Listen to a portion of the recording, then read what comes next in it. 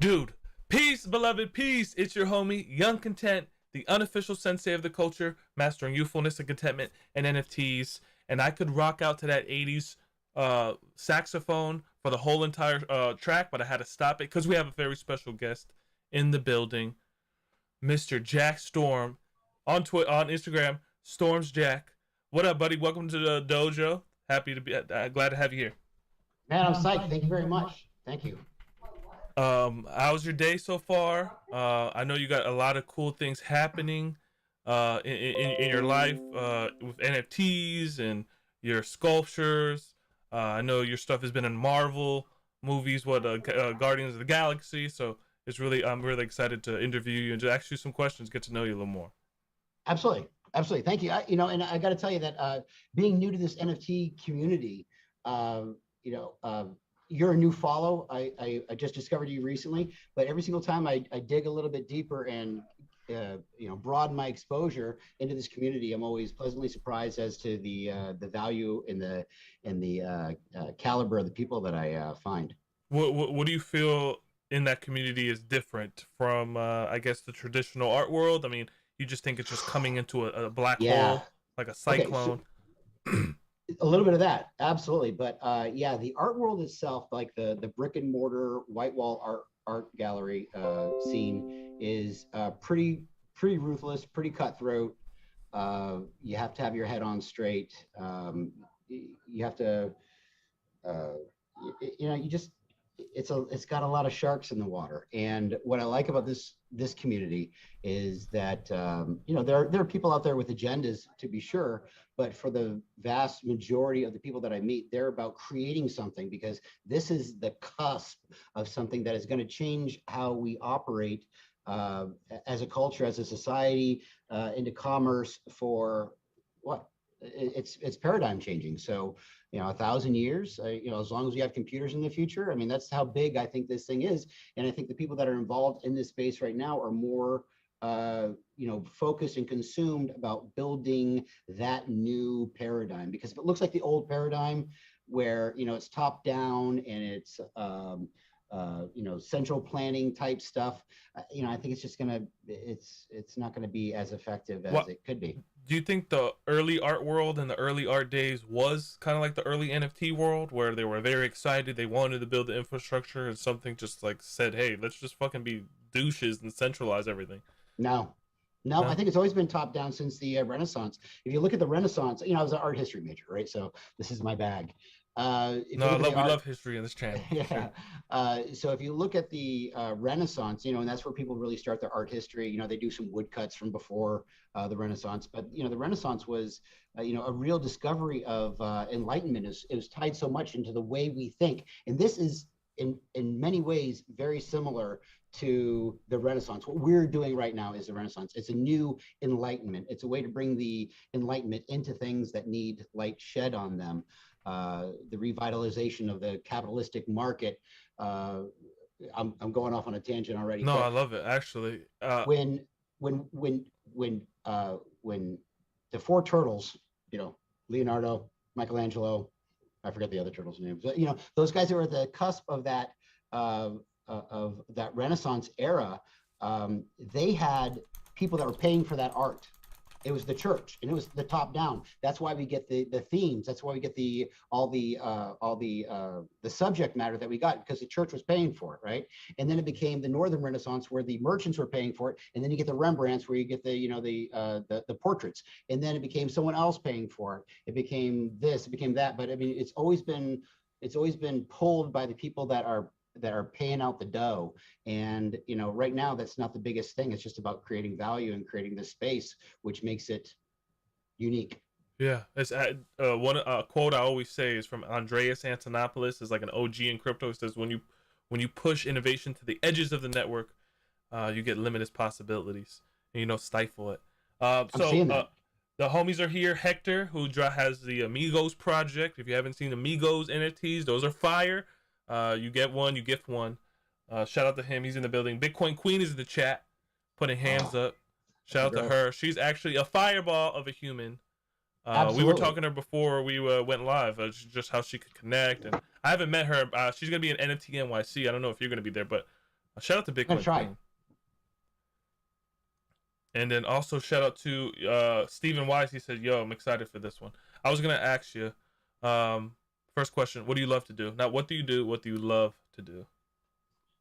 So I've got a little bit of OCD, ADD. Uh, so I do what I love for a living. Sculpting, making these optic sculptures is what I really love to do. And so I've always got my hands in it, literally. Uh, For I real? learned a lesson. I learned a lesson when I first got into the art game after I left college, and I worked for an artist. And the first thing he did when he had somebody in the studio that was like really ambitious and really wanted to get in there and really wanted to work, and he could pass that ball off, as he left the field. You know, he was like, okay, you run the studio, I'll throw in a couple of, I never wanted to do that. So I got 5 people that work for me, 5 families that are supported from the studio. And I like to be in the mix. I like to have my hands in it. And that's what I kind of do for a hobby. That's what I do for fun. I can't leave this stuff alone. I'm always messing with it. You're really living your dream, your purpose. You feel like you're living your purpose. Like, what is Storm Sky's purpose on an elevator pitch for your art? Oh, dude, it's for me. I love being a dad. So I'm an old man. I'm 50 years old. I had my one and only child when I was 40 years old, and so I knew, like a cold, like a splash of cold water in the face, that this is your one shot. You're not gonna, you're not a young man. You don't, you can't make as many mistakes as because there's just not enough time later on to apologize or to fix things. So I'm really focused on being a dad, and that's the only time I really take my eye off of the glass. If it's not dad mode, it's glass mode. And I just value that relationship so much. I get a real kick out of. I'm raising a pretty cool human being, as far as I'm concerned. He's a great kid. That's righteous. Now with your human being, are you gonna are you guys learning NFTs together? I mean, she's Yes. excited Yeah. for Oh your yeah. journey in NFTs because you have a big journey here, right? So, talk Absolutely. talk to me about your come up story for people that don't know in the chat. Into NFTs are No, in in my just your career. life of what's your art about? I see it's very interdimensional Yeah. sculptures that are like Yep. super super just you know it's direct. It's just a powerful piece. It's just something It's that you on could you. probably enter a new dimension in, especially your cubes, very tetrahedron like. Absolutely. So there's a little bit of an artistic theory behind my work, and it goes something like this. So as a student of art history, uh, you know, there were people that were creating within the boundaries of who was paying for the work, right? So Rembrandt would do a portrait, as we said before, but he would channel all of that artistic brilliance that he had into that subject matter that was confined, right? So, and it went on like that until we got into the New York movement, the New York modern art movement, Dadaism, and then it just kind of became a joke of it just like it's almost like a power move. So if you see a piece of art that doesn't speak to you and you don't find particularly beautiful, but you end up going home with it anyway because you got a really good salesman that says you don't understand this art, you're not sophisticated enough to understand this art, and then you end up buying the art. I mean, I assume that's how all this ugly crap art gets on everybody's walls that we see, and we just Hold go, that what thought. is that? Hold it right there Yeah, because I'm about to pull your art up on screen. It's the second post on your Instagram, the cube on the display. And yeah, sorry, continue your point because I want people to see absolutely. this. So I was so offended by the Dadaism and the New York art movement and what's still going on in LA and New York. It's just not my bag. It's just like it's not beautiful, and that's what I wanted to do. I wanted to create art that was beautiful. People can bring in their meaning. People will come away with this. People put this in their home, and usually people that it has to be a real conscious decision because it's not a inexpensive piece of art. Uh, and we can talk about why that is in a little bit too. But those people have to. You can't be lazy. There's no story to tell here. I just create things that are. I'm trying to one up myself every time, making something more and more and more beautiful every single time because there's not. I mean, is there too much beauty in the world? Or can we all try to add some, right? So this is my expression. I'm trying to add real beauty. And then I rely on the person that's going to go home with it for that meaning. You know, that, and that's what the connection between me and the person that ends up going home with my work or interacting with my work gets to share. That's between me and the person that appreciates it. And so that's my jam. That's what I'm all about. I love that. Stephen Y said, "Okay, that's dope. How the f does he make that? As far as the cube, how is that made? Like, what is going on? I know you don't want to give no trade secrets here, No, no, but it's all cool. are you using dwarves in the old ancient times? Is that what you're doing? Fire. No, but that's no. But that's just because there's a lack of dwarves that'll do the work. Uh, That's magical. there's all kinds of, like, you know, they've been lapping stuff, and that's how I basically, that's the main vehicle at which I arrive at the artwork, is lapping, taking something that is completely flat and then taking something that's not flat, and you just massage it over until you have two flat objects, right? So you start off with a really rough grit, and then you start off with a finer grit, and then you go to a felt pad.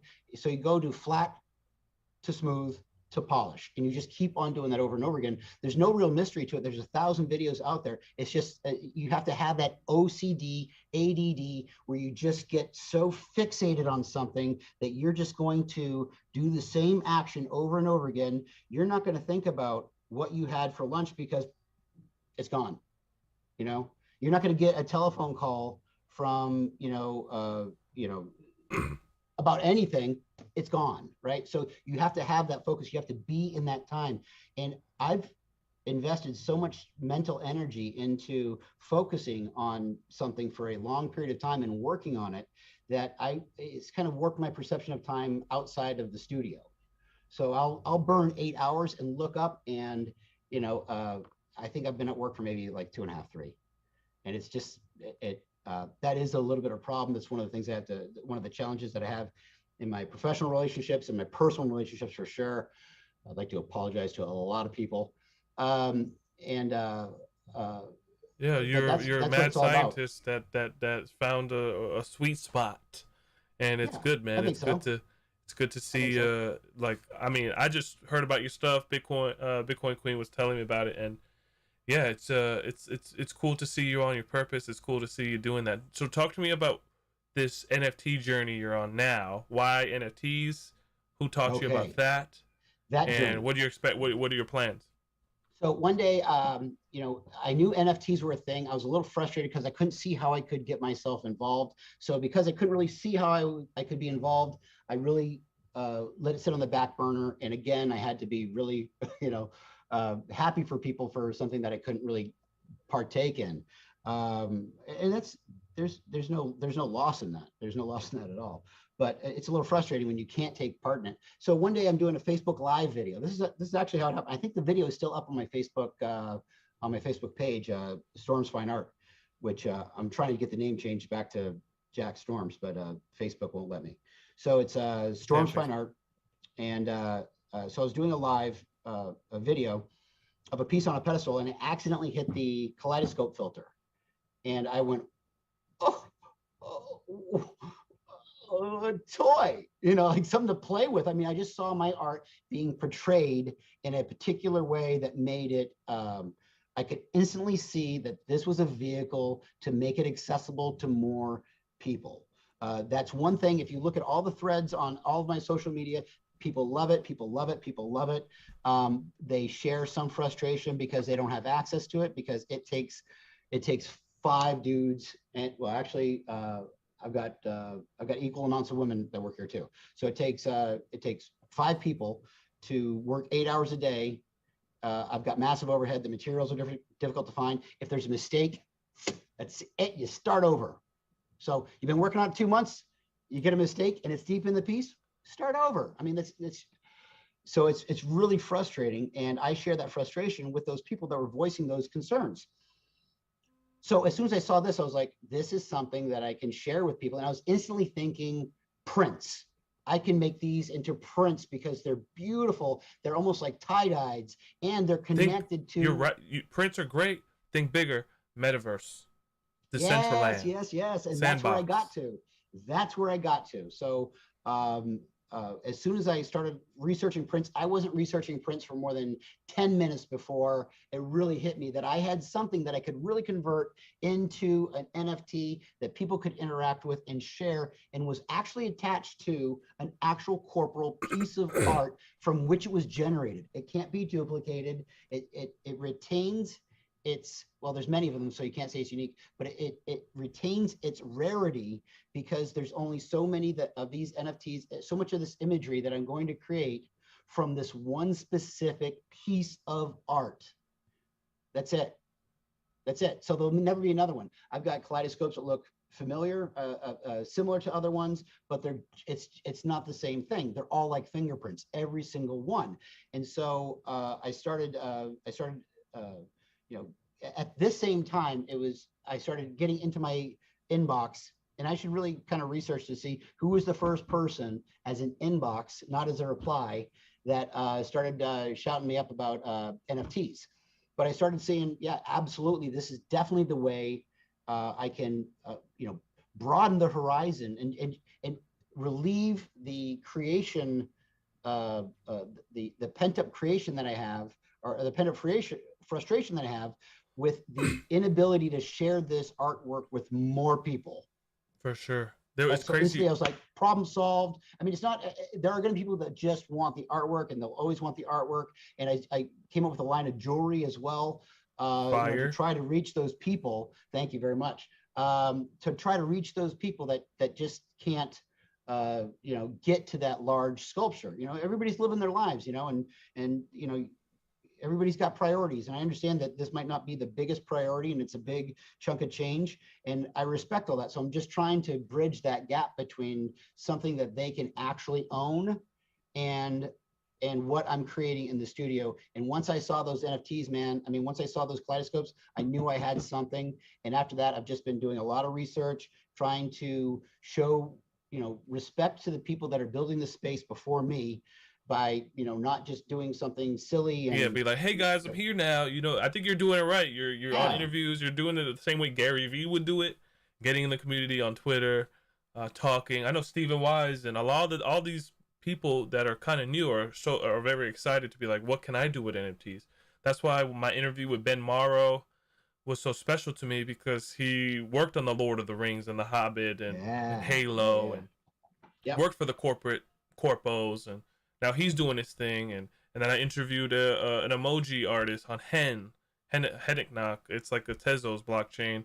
And then you're a sculptor, so I'm just getting all this range from all artists. What do you think the artist struggle is like? I mean, has it been a struggle, or has it been more glory than pain? Well, it's been a struggle. I mean, look, I'm a one-trick pony, man. I just do sculpture. That's it. Someone will say, "Oh man, you're like the next Leonardo." I'm like, no, dude. That guy did sculpture. He did drawing, painting, engineering. That's what makes a Leonardo a Leonardo. I'm just trying to be the best me I can be. So having no plan B, it's been a struggle, I guess, but I really haven't focused on it. I've lost, I can't see out of this eye. This eye is completely gone. It's still there. Luckily, it won't turn into a raisin. But even if it did turn into a raisin, dude, my name is Jackstorms, and I can wear an eye patch on days that are not Halloween. Yeah. I'm like, that's, who else had one eye too? Odin. So it's not bad. That's right. Yeah, I'll take it. So I mean, like I lost the eye because I got smashed in the face with a piece. Shortly after that, when my finances were kind of in distress because I couldn't work as quickly or as proficiently as it did before the accident, a marriage that was probably going to fail got going on the fast track to fail. Once the money's gone, it's for sure you're seen as a deadbeat. That's what I got myself into. So yeah, it's been a real struggle. Finding the right people to build a support team has been difficult. Trying to break out of the white wall gallery model has been brutal, because the way it works is there's a certain percentage that, people that want to get into a gallery, they have that mapped out. It's already mapped out. When we make a sale, you're going to get this much and we're going to get this much. Yeah. Okay. So me and a painter will get the same breakdown of the same price piece, right? Uh-huh. Well, a painter might not have 5 people working for him. A painter might not have, $40,000 worth of overhead every single month, which I do, right? So of that breakdown, I was getting really, really squeezed. So, I mean, that's why I know that when I make a mistake, the piece is toast. There's no reason to go on. I save those for Christmas presents because now I can make something for somebody that, is not expecting anything, there's not a preconception of anything. So that's been a real struggle. And I've gotten by those things by just pushing through. There was a Roman general, and I forget who it was, and it might have even just been a Roman fable, or not even Roman, but it's an ancient fable, or it's an ancient story.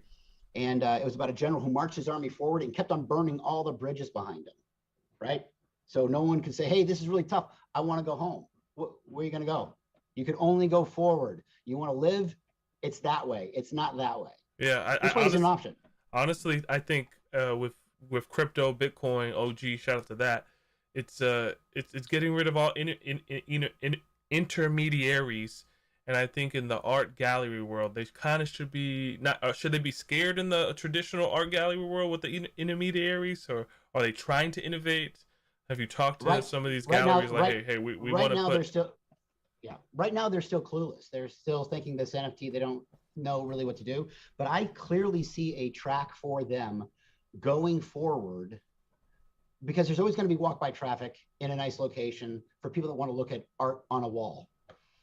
But soon there's going to be a way to interact with those as NFTs, and that's when the artist himself can say, okay, you've got your breakdown of how you're going to pay me, but now I'm going to introduce how I'm going to pay you.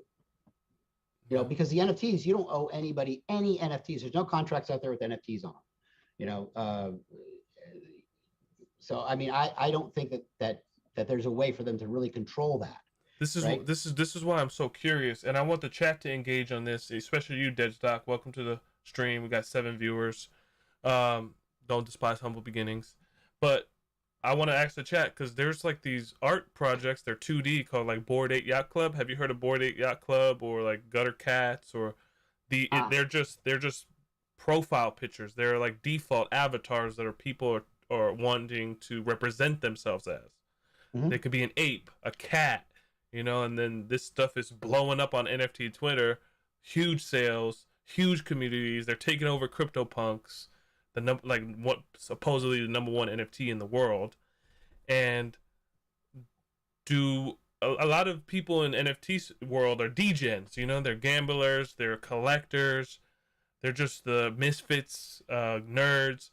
Do you think they'll be accepted in these art galleries, or are they going to create their own? I feel like Bored Apes is probably going to have their own cultural movement where high-end art is in there too, Yeah, both. And if the brick and mortar galleries that exist previously want to survive, and not just survive, but to thrive, because people's motivations for getting into the NFT space, whether you're brokering an NFT, or you're allowing accessibility to an NFT, you're not touching it in your gallery, because look, it doesn't, even if the artist takes all the NFTs in the world, right? So let's say I've got a piece of art right here, and the gallery has that, and the gallery is going to disperse those funds as they see fit upon the sale of that piece.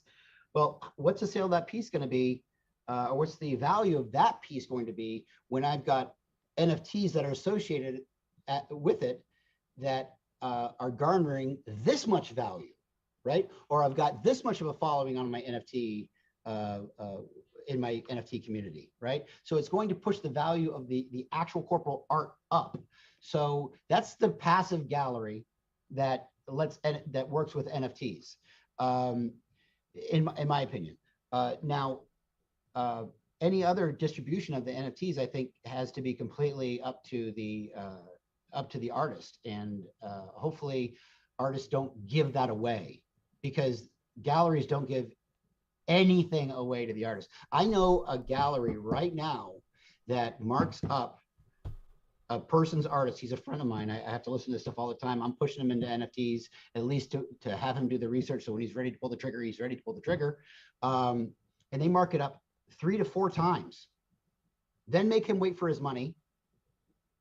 And, you know, that's crazy to me. Yeah. So, yeah, you know, that's like I said, it's not just the ape. It was the community that it represented and formed organically. That's what these other projects are trying to capture now, the community. And yeah, well, they're trying to capture the community and they're trying to build that community. And when you asked about who was going to do this, the old brick and mortar galleries, if they want to develop NFTs, if they want to get into that community, which I think they got to get on the level, they got to get on eye level. They gotta get involved. But then there's going to be people that just are like, hey, we might be brick and mortar, but we're not that style of brick and mortar. And this isn't, you know, these are NFTs that are associated with a corporal piece of art. Whereas the brick and mortar guys are working it in the other direction, and they might have other reasons for doing it, right? Like I'm coming at it because I'm really excited. I love to build, I love to create, and the idea of, you know, I think I've got like a 500,000 footprint with all the social media that I have. You know, you add up all the numbers. For sure, you definitely are there. Yeah. But the interaction off that is, you know, I mean, those aren't all people that are interacting and following you. You know, you know what those number breakdowns look like. You know, I want to engage with more of those people because more of those people can have ownership. So I want to build a space and share with more people. That's what makes me, you know, really hot for these things. For sure, bro. Because it's like someone said, if you died by yourself, who's gonna tell your story? And I think you're telling your story with your work. It lives on forever. You know, if even if you do have it in the metaverse, or people have it in their digital wallets, or they have utility with your objects, or, you know, it's the limitless possibilities. If your stuff was already in a Marvel movie, you could tie that back to an NFT. I don't know, where people get stake inside the credits of the Marvel movie with holding your thing, you know, in the art department section. I don't know. It's a lot. Well, I hope that you know, because I think you've touched on this topic before with it's Ben, right? With what? Ben? Yeah, Ben Morrow, yeah. Yeah. So when you were talking with Ben, you guys kind of touched on this a little bit. Those, you know, everybody's going to be getting into this, and everybody is going to be getting into these NFTs, and their reasons are going to be different. The reasons that the studios will do it is not going to be altruistic, and we shouldn't expect it to be altruistic. You know what I mean? They're not going to be doing it for the benefit of the artists. They don't care. Yeah. They don't care. There's no way to make them care. But if we do our work to set the framework and set the groundwork and set the rules of play, so by the time it gets to them, all those artists are going to be dictating how the studio is going to participate, not the other way around. Yeah.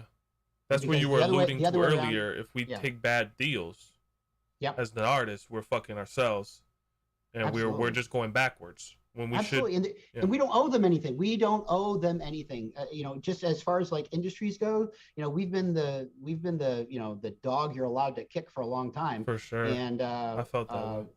And so, you know, and now that it's changing, we get to show what kind of human beings we are. So, you know, there's a shift change that you see in societies. And it was best illustrated when Spartacus freed all those slaves, and you know, he goes and kicks the Roman army's ass, and you know, it's righteous vengeance, and they fight their way all the way to the Alps, and on the other side of the Alps is freedom. But they decided to turn around and fight Rome more and really make them pay. You know, and that strategy got them wiped out. I think generally it's called, it's their turn at the whip. You know, it's their turn to have the whip. That's good history. But what you don't want, I don't want to be a part of that. I want to make it over the Alps. Yeah. You know, I want to make it over the Alps, and I want to live on, and I want to be free. And when, you know, if I work with a studio in the future, I want to offer them something that is beneficial for all sides. Beneficial for the viewer, gives the viewer a chance. You know, the people that are involved in the movie want to be a part of the movie as a consumer. I want to show the studios that it's profitable for them, and you know, I want to be, you know, I want to be on market terms for what I am creating. Yeah, right? Yeah, I mean, none of those include kicking their ass because they deserve it. They deserve it. That's done. They deserve it. But they got to go live their life. I want to live my life on the other side of the Alps. And, I'm too old. I love that analogy. That's very like deep, and it just hit the soul. It's like I could have a righteous vendetta, but what is that gonna do?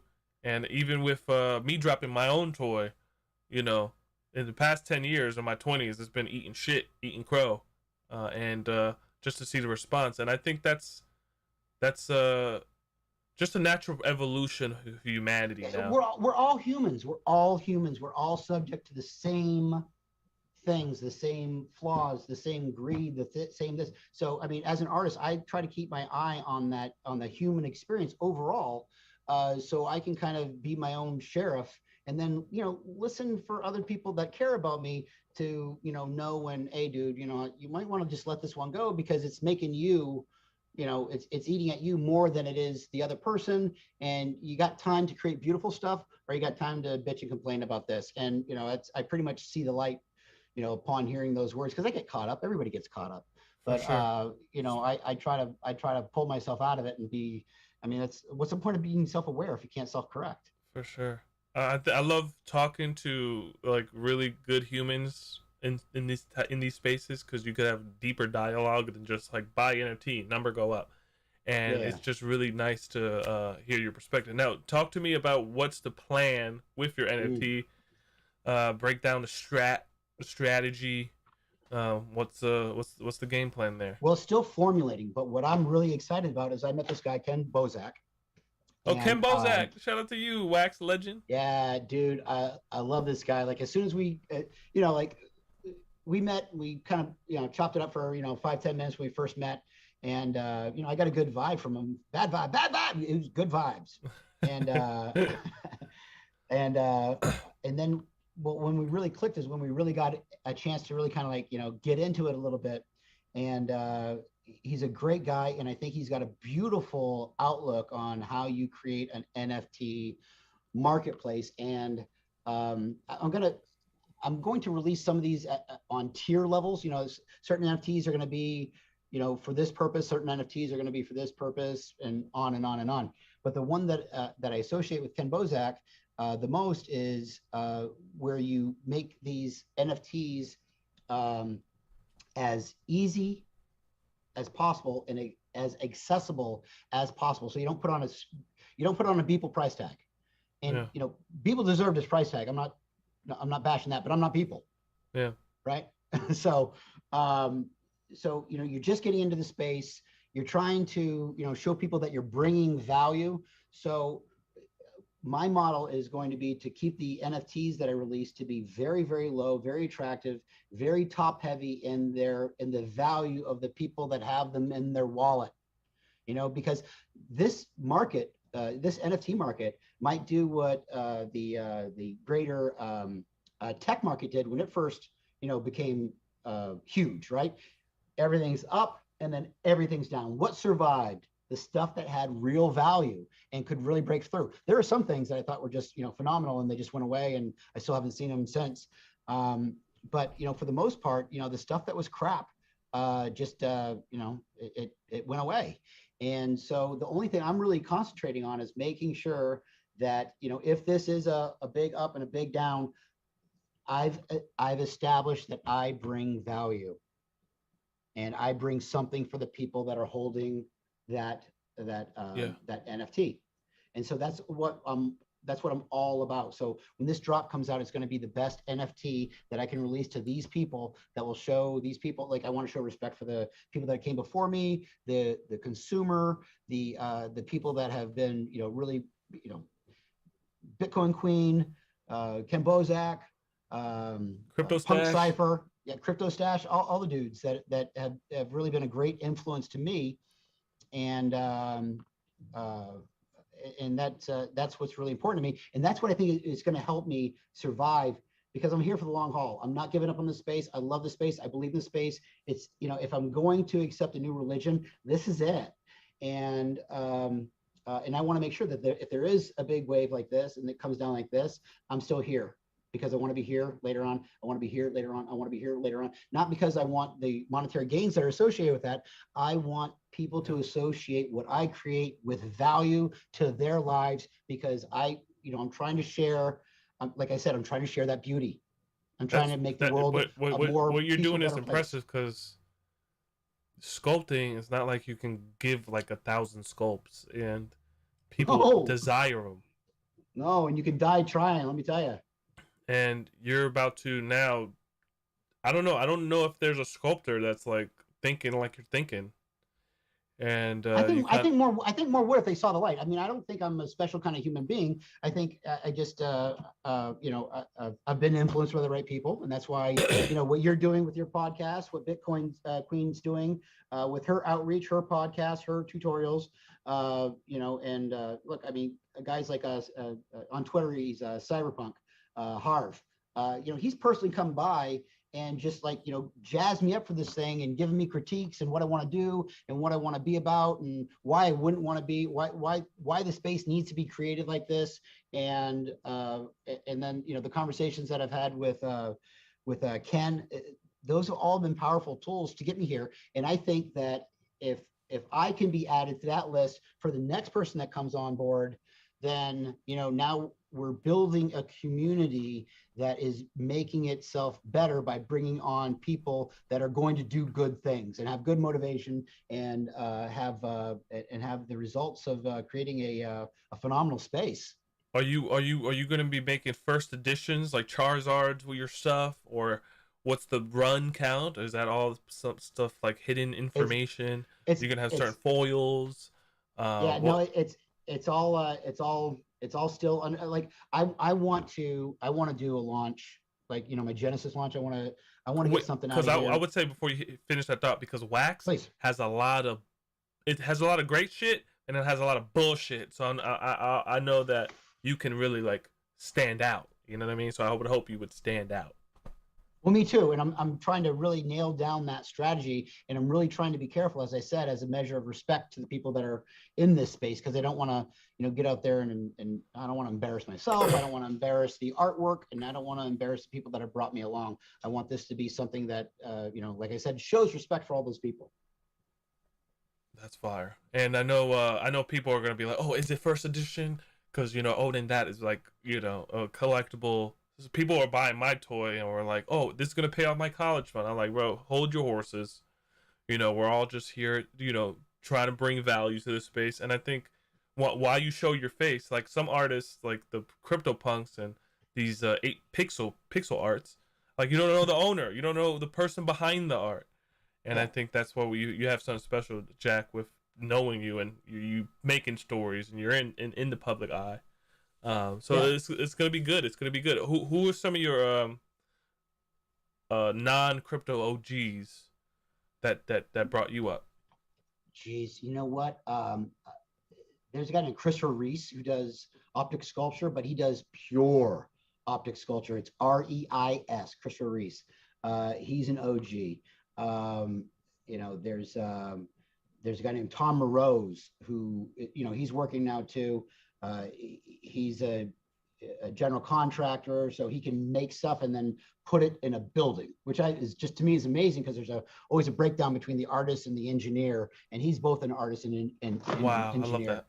Yeah, oh yeah, he's like, that's a guy that's more of a Leonardo than me, because I have to consult with a Leonardo to make something happen, on that scale. And then Terry Downs was my college professor up at Plymouth State College, and that guy affected me on personally developing my philosophy, developing my art, developing my aesthetic, developing my whole purpose behind being an artist. So he's definitely at the top of the list.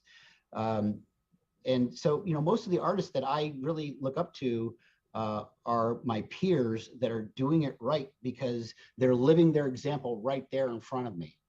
Right. So I've got Walfredo Garcia. I've got a guy named Cristiano Costa that I really follow a lot.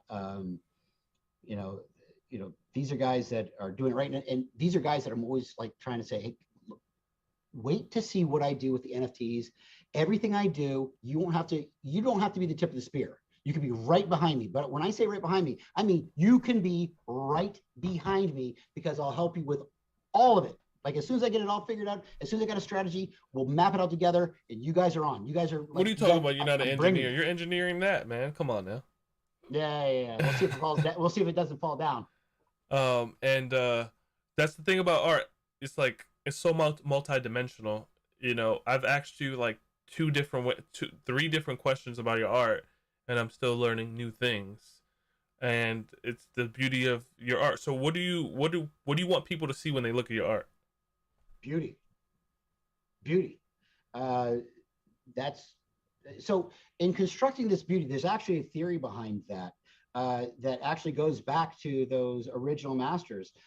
So the very first people that built anything on the planet, the first time a human mind took human hands and built an organized structure, they had what to look at for inspiration. They had nature. So there's ratios that you see in nature. It's the golden ratio. It's what we're tuned into because like before technology was at the level it's at now, we had a lot more interaction with nature. So we were exposed a lot more to these natural ratios that you see everywhere in nature. So what I do, and additionally, here's a challenge. There's no such thing as a straight line in nature. Oh, the spider does this. Okay, the spider does a straight. Gotcha. Okay, but there's 99.9999999% of 99.9999999% of nature. There's no such thing as a straight line, right? And that's my tool. So how do I illustrate the golden ratio or the Fibonacci in something with straight lines? And what I do is I use it with sequencing. So I work in 3s, 5s, 8s. I'll sometimes work with 2 odd numbers, but what makes it a ratio is the formula. It's this number plus this number equals this number. Now you move that formula over, and it's the last number you added, the sum, and then that's your new formula, and now you got a new sum, right? And then you move the formula over. And so that's how the spiral grows, right? So that's how things progress naturally. We see it in nature. When you have an embryo of an alligator and an embryo of a human being, it's at the same spiral. When you look at a galaxy that is just a nebula and it's just starting to grow, it's at that ratio.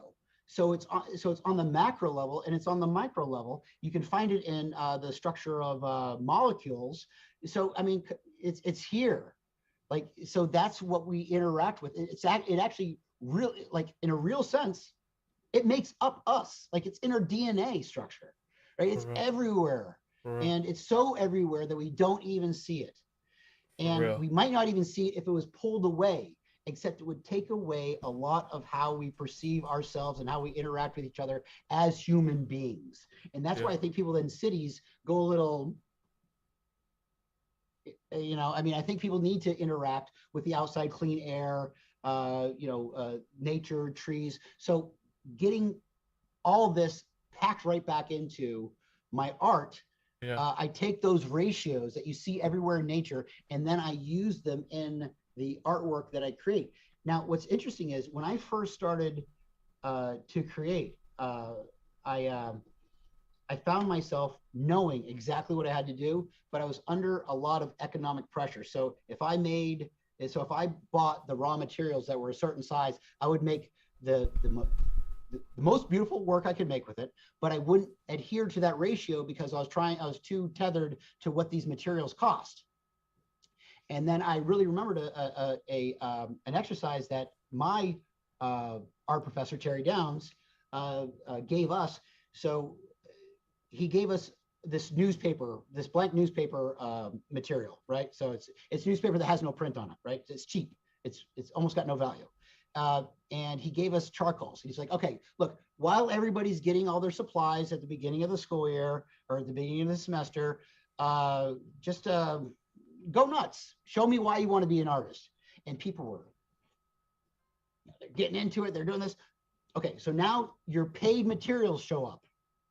And now your graphite pencil that costs X amount of dollars is on your poster board that you paid X amount of dollars for, and you can't stop yourself from doing the math. So you end up creating these tight little booger drawings almost, you know? I mean, like, you're just so tight and you're just so restricted.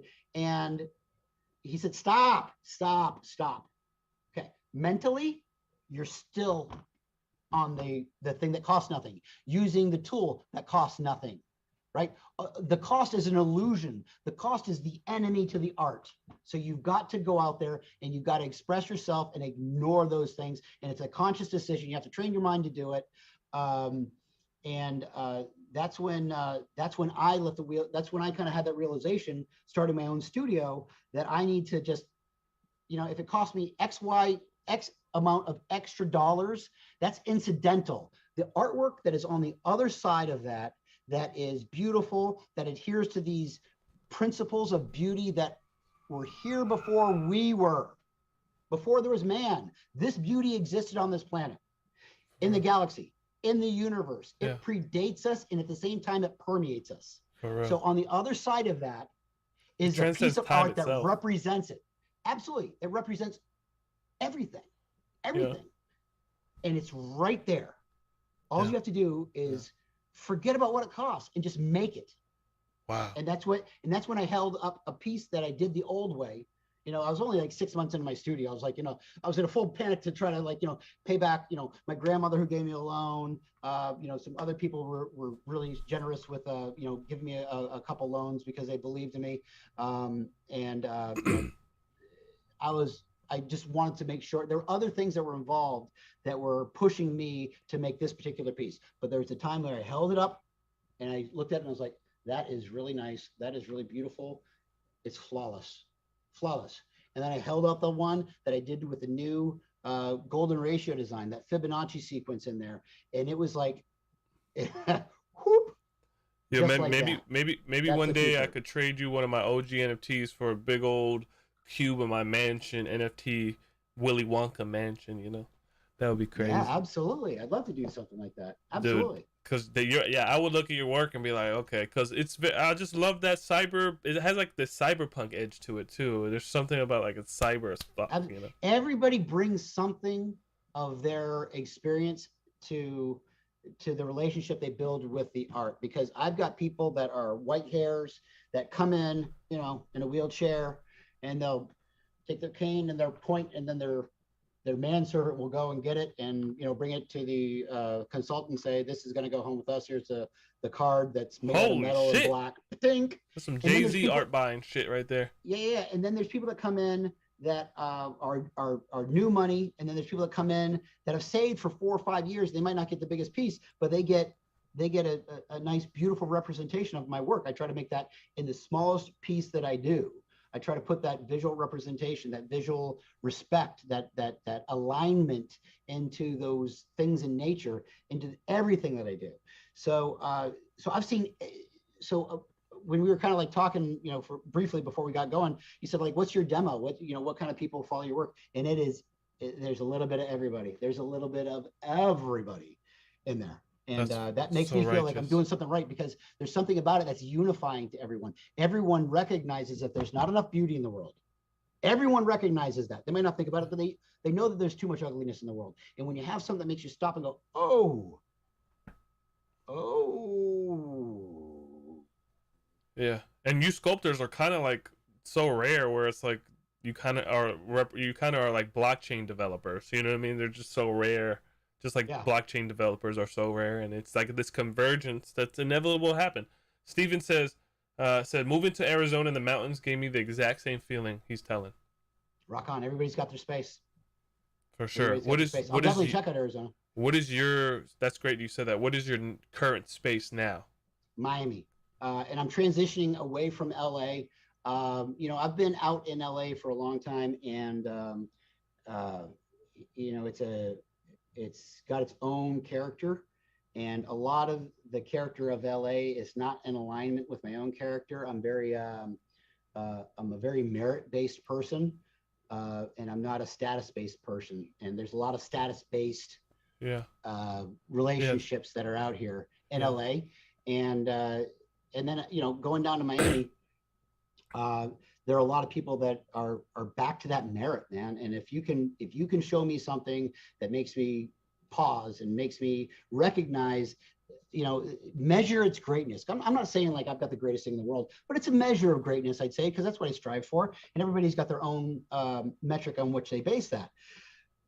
So out in Miami, my new spot. I mean, I'm actually in LA right now because my people can't move. So I'm going to be coming back to the studio for half the month, but I'm looking at Miami, and I'm happy to be a resident of Miami now. And the people in Miami are just, thank you. And the people that are in Miami are just, I find them to be a lot more genuine, a lot more involved in, things that I want to be involved in. One of the things about the crypto space that I really like is people are talking about what they're doing with a lot of the funding that they're getting. They're actually, they've got charities that they're dealing with. They've got causes that they're dealing with. They're helping people. Don't hear any, you're never going to hear that in LA. Never going to hear that in LA. Yeah. Ever from anyone. That's just time. That's crazy. Just the ego callousing itself from within. Yeah, and that's not fair to the good people that are here in LA. There are a lot of good people that are here in LA, but I'm just talking about the overall culture. And there are a lot of people that are counter to that, the counterculture of LA. Those are people that I can jam with, because there are some genuine people. I don't want to paint everybody with a broad brush, but overall, and I don't get that in Miami. In Miami, I get real, sincere people. I met Ken in Miami. I think Ken's moving to Miami. Bitcoin Queen's in Miami. I'm trying to get Cyberpunk to move to Miami. I just like the community down there, and I think those people are, they're more my tribe. Yeah, for sure. And is there are you in Discords at all, or like where are you in Ken Get Bozak's Discord and you guys are talking and vibing out? No. Here's a real weak point in my game. So when my hand stopped moving, creating the crystal sculptures that I'm working with, it creates an economic pressure on the studio, because I have these, I've got a studio that's a certain size, and I have, 5 people that help me create this work, and I'm not going to leave the studio. So I don't get a lot of a chance to interact so much with my phone. With the exception of Instagram. For some reason, Instagram is just like, it's easy. I just smack it down there. And I know Twitter is just that easy too. Yeah. I just need to invest more time in it at the same time, and realize that there is I just need that app that posts to both of them at the same time, like an OBS for my phone. For sure, bro. Just goes to sit, like I make one thing and it's formatted for, formatted as a post on my website. It goes to my Facebook. It goes to my Instagram. Well, Instagram and Facebook, they can do that anyway, but it goes to the Twitter. I want to start looking at these other social media platforms that are out there as well. Like I've been hoping that Minds picks up, because it's blockchain based, and I want to really support just even the you have social media. You have a blockchain social media app. Minds. Is that yours? No, but I've got a presence there. Okay. I was like, what the fuck? Yeah, no, you're not talking to that guy. Yeah, that's a guy. Big. Yeah.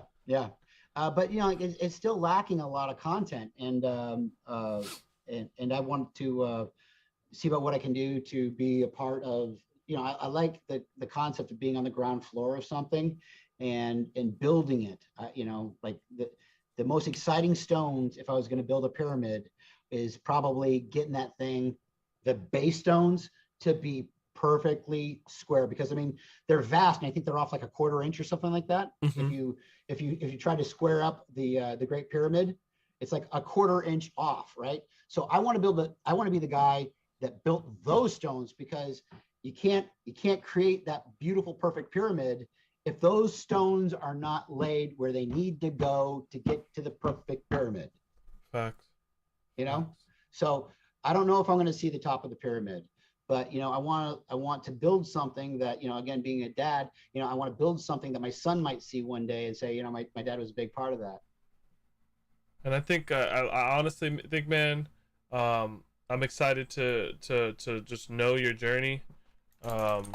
here in the NFT space. I kind of feel kind of privileged to have you even on the show, because down a year from now, we're going to probably be telling stories about, hey, I got into this Decentraland, and it's right in Genesis City, and I see your piece right there, and I'm like, wow, like I literally talked to the homie, and he literally didn't stop. You know, he held the reins, and he rode to victory, and yeah, man.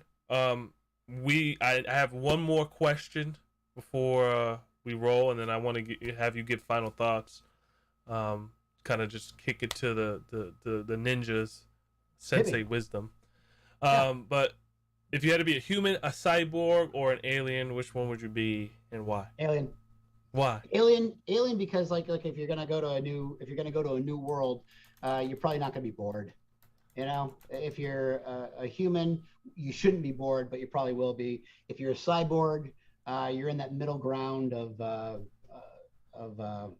I don't know. I mean, but you're the best engineer as a cyborg, man. You could just you could build anything. That's true. I kind of caught myself halfway through that fast and kind of said, yeah. So within reach, I'd say I'd got a chance of being a cyborg, but if I got my one and because I can still be me, and I can still be a cyborg and be an alien on another world. And you know, if I got a chance like that, I'd probably you know, time would go by very quickly. You know, it'd be such a mind-blowing experience that you know, just the discovery. Yeah, and you know me, I don't like leaving any stones unturned in live with the Sensei. So is there anything you want to really communicate to your audience now on the show? Because I would love for you to kind of share your heart or something you want to share. Dude, you know what? You are such a phenomenal host that I think we covered everything. Because you know, to be honest with you, I'm just not that interesting. I think we just did everything. I like that. No, bro, you're interesting as fuck. You have this like animated caricature. The interview is here, and now what we can learn from Jack is here. I emptied the bottle, man. Empty the bottle, baby. Holy moly. But yeah, do you have like any words of advice, especially for me being, you know, a young artist too, and you're kind of like, you know, people's inspirations, like you grind, your hustle, the way your business mind works, everything. Yeah, keep focused. Burn every bridge behind you, so you're only focused on going forward. Don't be afraid to burn a bridge, and you don't have to do it maliciously, but you know, you can mentally just know you're not going back. You're going forward. You don't look back. Don't spend any time looking back.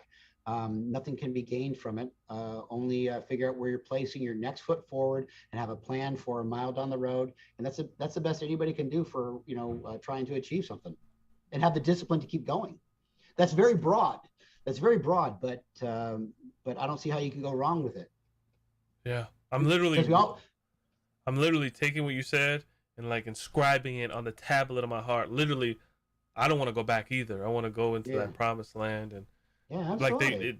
Like why am I gonna go back and fight the Spartans? You know what I mean? It's like absolutely, the job's done. Absolutely, job's done. And you know, like the great thing is that philosophy never stops showing benefit, because once you build your life into something that you you know, are at peace with, and that you think is something that's really worthwhile, help build it for somebody else.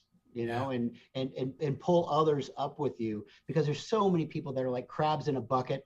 You know, crabs in a bucket never escape, because one crab gets almost to the edge of the bucket and another crab pulls them right back down. Yeah. Right. So crabs never get out of a bucket if there's a bunch of crabs.